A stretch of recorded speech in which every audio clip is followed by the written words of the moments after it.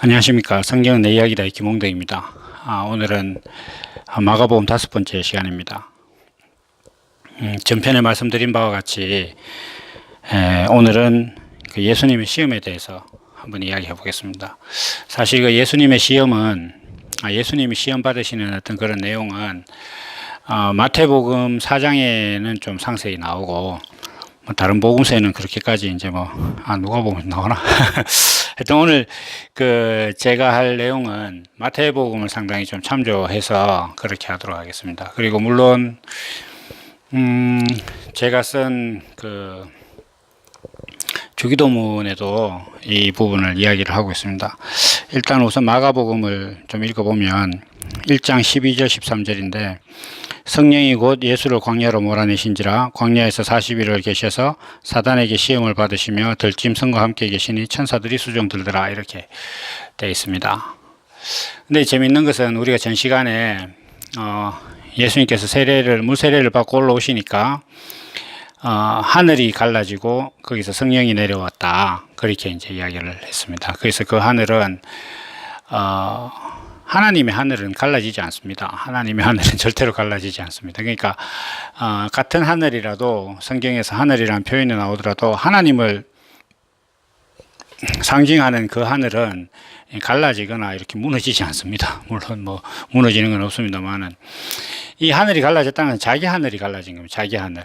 하늘이 갈라졌다 이렇게 하면 하늘이라는 것은 그 사람으로 하여금 어떤 행동을 하게 하는 모든 옳다고 생각하는 바, 자기가 어떤 본성과 같이 의미를 두고 있는 것. 그러니까 돈을 쫓는 사람들은 인생에서 돈이 최고야 이렇게 하는 사람은 모든 행동들을 다 돈을 모으기 위해서 이렇게 살아가지 않습니까? 그런 사람의 하늘은 돈인 거죠. 돈. 예를 들어서 주먹이 최고다 이렇게 하면 그 사람 하늘은 주먹입니다.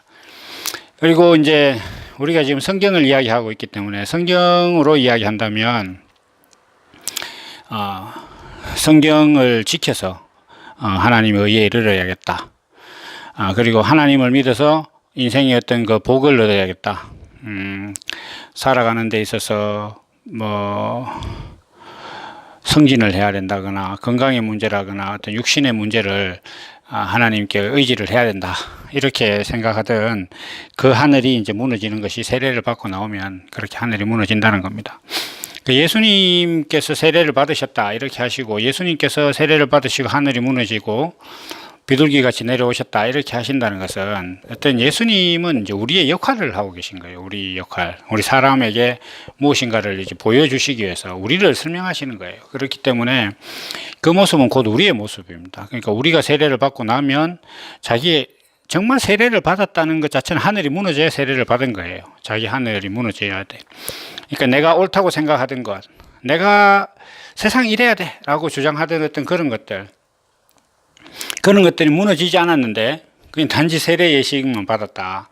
또 더 나아가서 예수 믿으면 복 주신다고 하니까 그럼 내가 가서 이제 그 복을 목적으로 그 금도끼 언도끼를 노리는 어떤 그 욕심장이 나무꾼처럼 그런 식으로 예수를 믿어서는 안 된다는 겁니다. 근데 여기서 이제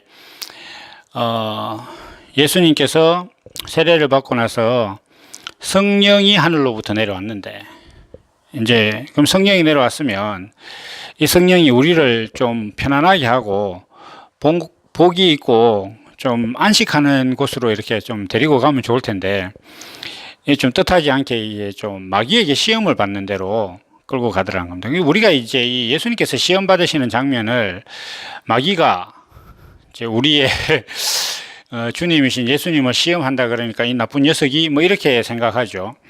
그렇지만 이 시험을 어떤 기획했다고 할까? 어떤 이 시험의 어떤 주체, 개설한 사람은 성령입니다. 성령께서 이 시험을 예수님을 시험을 받도록 광야로 이끌고 갔다 이렇게 했습니다. 그러면 우리는 이 사건을 좀 모르겠습니다. 국어적으로 봐도 저는 이렇게 봅니다. 마귀가 시험했다는 것 자체는 그 목적이 뭐냐 이거죠. 이 시험은 성령께서 예수님을 이끌고 간 거단 말이에요. 그러면 이 시험의 결과 하나님의 아들이 어떤 존재인지를 드러나게 하잖아요. 그러면 이것은 어떤 시험 자체가 목적이 아니에요. 예수님을 테스트하는 것 자체가 목적이 아니라 괴롭히려고 하는 게 아니란 말이에요. 이거는 어떤 사람, 어떤 고백이 있는 사람이 하나님의 아들인지를 증명하는 사건이에요, 이게. 그러니까 그래서 성령이 이끄신 겁니다. 그러니까 성령이 이끄셔서 마귀에게 시험을 받게 했는데, 마귀가 예수님을 뭐 시험을 할 수 있는 능력이 있거나 뭐 어떤 이런 문제를 이야기하는 것이 아니에요. 사실 사람들이 알고 보면 이 마귀는 그 자기 사람 마음 안에 있습니다. 그게 뭐 밖에서 내가 그냥 뭐 이렇게 술 마시러 가고 싶은, 가면 안 되는데 술 마시러 가게 이제 막 꼬시는 걸 마귀의 유혹을 받았다 이렇게 얘기하지 않습니까? 누가 옆에 있는 친구가 막 술 마시러 가자든지 뭐 어디 나쁜 짓 하러 가자든지 이렇게 했을 때 그 마귀의 시험이다 이렇게 이야기하지만 그건 핑계예요. 왜냐하면 자기 마음에 술 마시러 갈 생각이 없으면 안 가는 거예요. 결국 마귀는 자기 안에 있습니다. 자기 안에.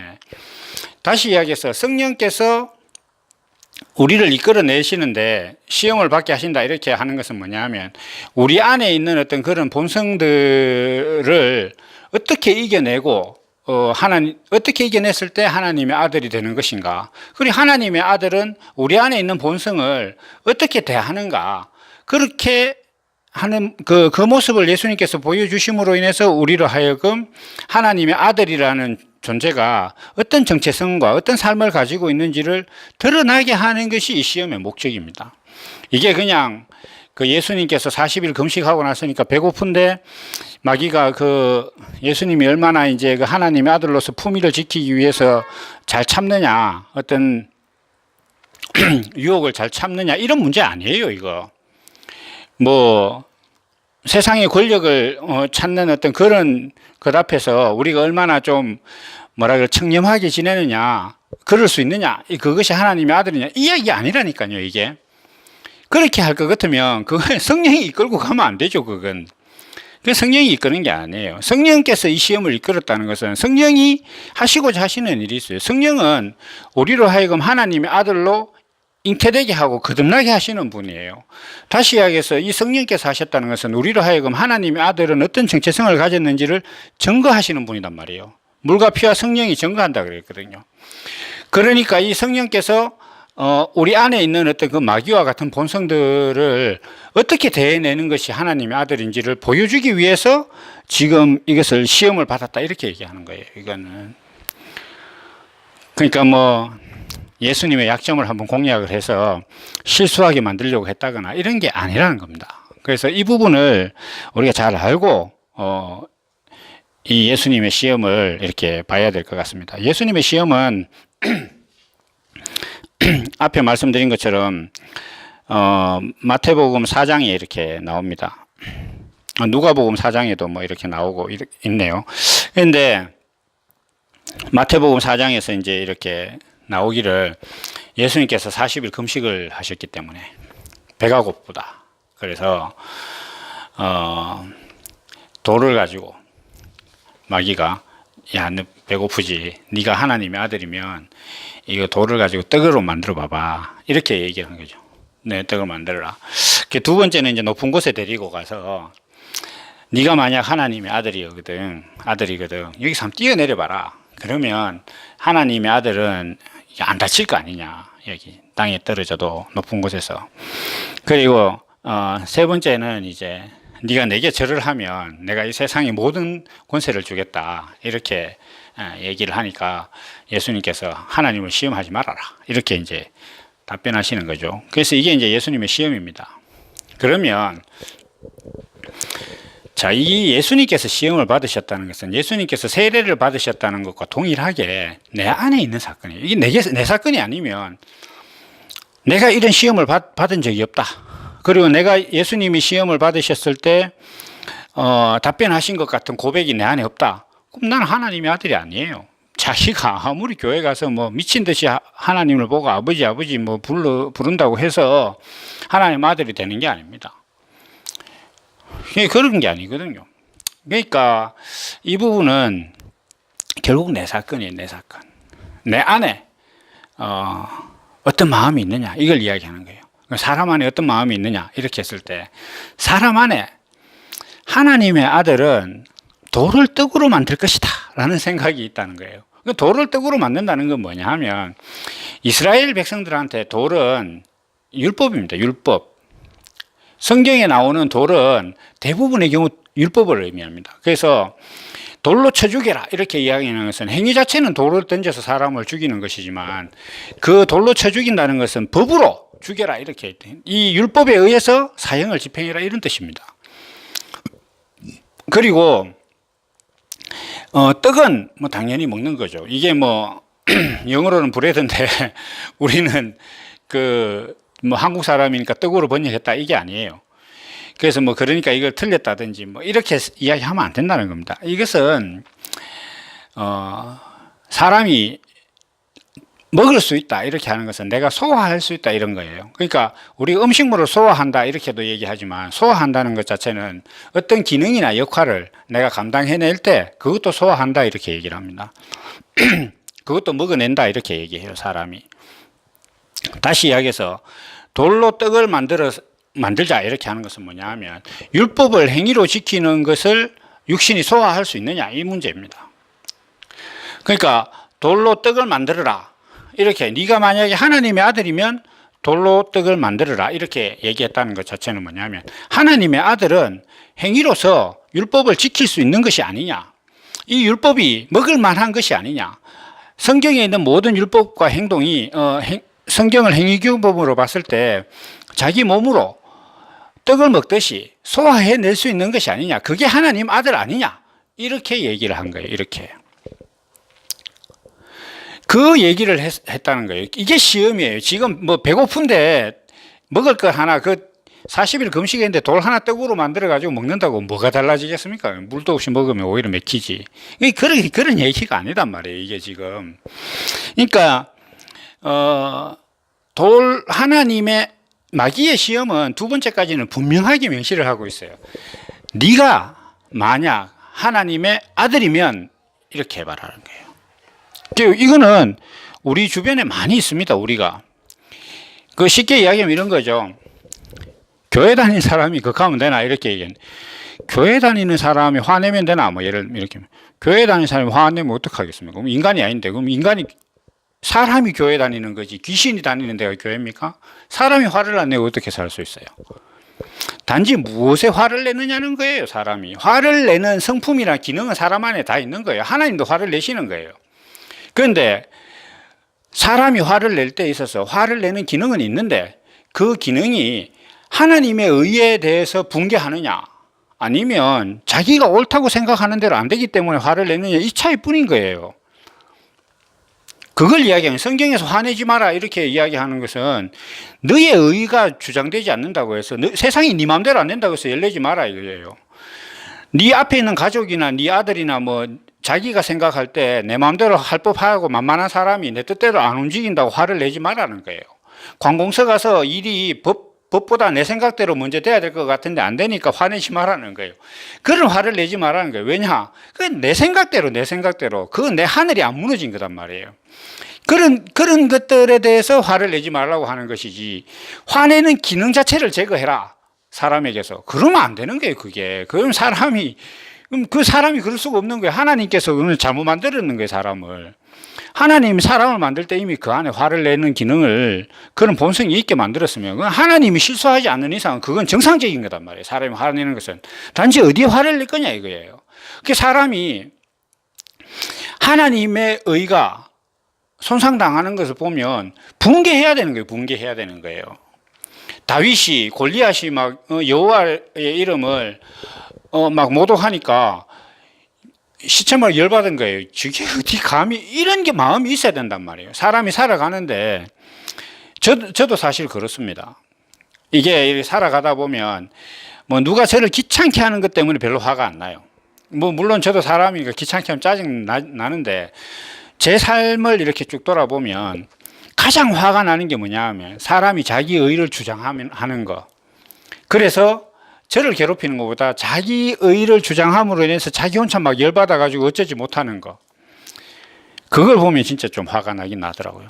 답답하기도 하고. 어쨌거나 사람들은 야, 교회 다니면 화를 내면 안 되지라든지 교회 다닌 사람이 그러면 되냐 이렇게 얘기하고 이렇게 한단 말이에요. 그럼 교회 안에 들어오면 어떻게 되느냐 하면 예수 믿는 사람이 기도는 안 빠지고 해야지. 밥 먹을 때 기도해야지. 그 다음에 좀 장로가 되려면 새벽 기도에도 와야지. 이렇게 되는 거 이제 급수가 좀 달라지죠. 그렇게 되면 이게 하나님의 아들이 아닌 거단 말이에요. 그러니까 그런 유혹이 우리 안에 늘 있단 말이에요. 우리 삶에는 늘 어떤 것이 있느냐 하면 야, 하나님의 아들이라면 네가 예수 믿는 사람이라면 이 정도는 해야지. 이런 행동을 해야 될 거 아니야. 화낼 때 참아야지. 어떻게 해야지. 무슨 일이 있어도 교회 가야지. 장로가 되려면 새벽 기도에 가야지. 돈이 아깝지만 욕 안 먹으려면 헌금을 해야지. 라든지 교회 다니는 사람인데 이렇게 해야지. 이렇게 하는 유혹이 늘 있단 말이에요. 내 안에도 있고 옆에 있는 사람들도 자꾸 그렇게 해요. 그 사람도 자기가 그런 사람이니까 이제 그런 이야기를 한단 말이에요. 하는데 그게 뭐냐 하면 네가 만약 하나님의 아들이거든 돌로 떡을 만들어봐라. 이 이야기입니다. 이게. 그러니까 그런 마음이 아까 제가 처음에 말씀드린 것처럼 마귀가 딴 데 있는 게 아니에요. 사탄이 딴 데 있는 게 아니라 자기 마음 안에 있다는 말입니다. 내 안에서 하나님의 아들은 이렇게 해야지. 하나님의 아들은 성경을 다 행동으로 지켜내야지. 이렇게 생각한다는 겁니다. 그러나 그것이 아니단 말이에요. 예수님의 답변은 무엇이었냐? 사람이 떡으로 살 것이 아니다. 사람은 하나님의 말씀으로 살 것이다. 이렇게 얘기했습니다. 근데 하나님의 말씀이라는 건 뭐냐면 하나님의 의입니다. 의. 하나님의 의로서 살 것이다. 사람이라는 존재는 그 존재가 산다 이렇게 하는 사람이라는 존재가 살아있다고 할 수 있다는 것은 하나님의 의가 그 안에 있느냐 없느냐의 문제라 이 말입니다. 사람 안에 하나님의 의가 있으면 살아있는 것이고 하나님의 의가 그 사람 안에 없다. 육신적으로 멀쩡하고 올림픽에서 금메달 딸 정도로 신체 건강하고 세상에서 남부럽지 않게 살고 있다. 돈 많아서 자기 마음 먹으면 어디든지 비행기든 뭐든 타고 다닐 수 있고 이럴 수 있다. 그렇다고 해서 자기가 살아있느냐? 그 죽은 거예요. 하나님의 의가 그 안에 없다면. 예수님의 답변은 하나님의 말씀으로 살 것이다 이렇게 이야기한다는 것은 하나님의 말씀이 없으면 곧 죽은 거다는 거예요. 다시 여기서 하나님의 의가 없으면 죽은 것이다. 하나님의 의가 사람이 살아있느냐 없느냐의 기본이다. 그리고 하나님의 의는 사람이 지킬 수 있는 것이라는 거예요. 왜냐? 하나님께서 사람을 기본적으로 만들 때 가지신 뜻이 하나님의 의거든요. 자, 여러분들 누구나 요즘은 다 스마트폰을 가지고 계시죠. 스마트폰은 내가 의도한 바 중에서 통화를 하고 인터넷을 하고 하는 것들은 다 할 수 있습니다. 다 소화를 할 수가 있어요. 그러나 스마트폰을 가지고 망치질을 하자 이렇게 하면 안 되는 거잖아요. 그럼 반면에 그 스마트폰은 통화를 하고 인터넷을 하고 각종 우리가 편리한 어떤 스마트한 기능을 활용하기 위해서 우리가 산 거기 때문에 그런 의도는 얼마든지 할 수 있게 되어 있습니다. 고로 사람이라는 존재는 하나님께서 하나님의 의라는 그 무형의 하나님의 의 보이지 않잖아요. 하나님의 의는 하나님 성품도 보이지 않고 심지어 하나님 자신도 보이지 않습니다. 그 보이지 않는 하나님이 어떤 분이신지를 표현해내는 형식이 이 사람의 육신이거든요. 이 사람의 육신의 삶이란 말이에요. 뭔가 움직이고 이렇게 형이하학적으로 실존적인 어떤 그런 형태를 가지고 살아가는 존재가 사람이란 말이에요.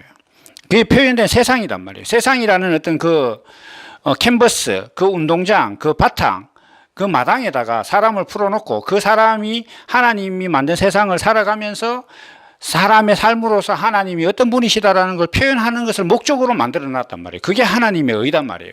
그러니까 그 의는 사람이 먹고 살아가는 데 있어서 절대로 노력하지 않아도 지킬 수 있는 그런 형태라는 거예요.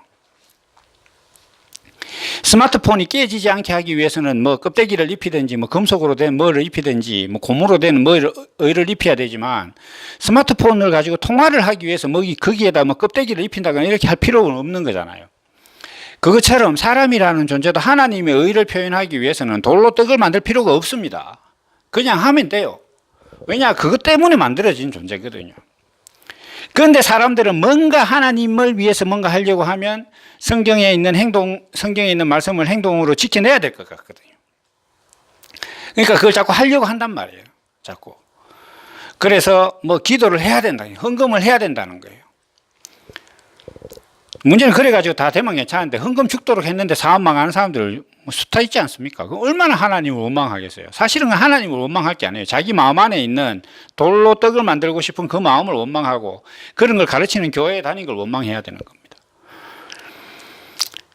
하나님 원망할 거 없어요. 하나님 원래부터 사람한테 그런 걸 원하지도 않았고 내가 약속한 적도 없어요. 하나님은 그런 적을. 네가 내한테 헌금 많이 하면 내가 네 인생에 복을 주겠다. 이렇게 말씀하실 수 있어요. 근데 말라기에도 그렇게 말씀하셨죠. 근데 하나님의 복은 육신이 잘 먹고 잘 사는 데 있는 게 아닙니다. 이게 본질이 아니에요, 이게. 이건 그냥 소모품이에요, 소모품. 육신 가진 삶은. 근데 이걸 본질로 알고 살아가니까 거기에서 모든 문제가 있는 거예요. 그 본질로 알고 살아가는 것을 어떻게든지 잘 성사시키려고 하니까 행동으로 뭔가 지키려고 한단 말이에요. 왜 행동으로 지키려고 하느냐? 행동을 안 하면 하나님께서 벌을 주실 것 같거든요. 그러니까 바탕이 그래요. 사람들 생각의 바탕이. 그러니까 그 바탕과 같은 생각이 뭐냐면 돌로 떡을 만드는 거예요. 율법을 먹을 수 있게 만들어라. 다시 이야기해서 사람이 성경에 나오는 모든 말씀들을 행동으로 지켜낼 수 있게 할 것이다. 그러니까 하나님의 아들이라면 하나님의 아들은 성경을 행위로 지켜내는 사람이다. 그러니까 너도 그렇게 한번 해봐라. 그러니까 그렇게 해야 되지 않겠느냐. 이렇게 하는 게 마귀의 시험이에요. 여러분들은 이게 분명히 마귀의 시험입니다. 이 사탄의 시험을 지금 교회에서 하고 있어요. 당신들이 예수 믿으니까 성경을 행동으로 지켜내라. 그게 돌로 떡을 만들어라. 이렇게 얘기하고 있는 거예요. 해봐야 안 되잖아요. 누가 돌을 먹을 수 있습니까? 돌로 떡을 만들 수 있습니까? 그게 아니단 말이에요. 이게 첫 번째 시험입니다. 이게 첫 번째 시험. 그러니까 이 시험을 통해서, 첫 번째 시험을 통해서 뭐가 드러났습니까? 하나님의 아들은 돌을 떡으로 만드는 존재가 아니다. 하나님의 아들은 율법을 행동으로 소화해낼 수 있는 존재가 아니다. 그게 드러난 거예요. 그래서 이 시험이 성령께서 인도하신 시험이란 말입니다. 그게 아니라면 우리는 돌로 떡을 만들어야겠죠. 근데 안타깝게도 안 되는 거예요. 돌로 떡을 만드는 행위 자체도 안 되지만 더더군다나 성경을 행동으로 지켜내는 것조차도 안 되는 거예요. 왜냐? 그거 하라고 만든 몸이 아니에요. 그거 하라고 주신 인생이 아니단 말입니다. 스마트폰으로 망치질 하려고 할 것 아니면 그것이 아닌 것처럼 사람도 돌로 떡을 만드는 그런 짓이나 하려고 하나님께서 사람을 만드신 게 아니라는 겁니다. 다시 이야기해서 사람의 행위로 성경을 지켜내는 그걸 위해서 이 사람의 육신과 이 삶을 주신 게 아니라는 거예요. 그게 바로 예수님께서 받으신 첫 번째 시험입니다. 예수님께서 그 시험을 이겨내셨다는 것은 우리도 오늘날 하나님의 아들이라고 고백하는 자는 자기가 돌로 떡을 만들 수 없다는 것을 알 것이다. 하나님의 말씀, 곧 하나님께서 인생을 만드신 목적, 그것으로 살 것이다.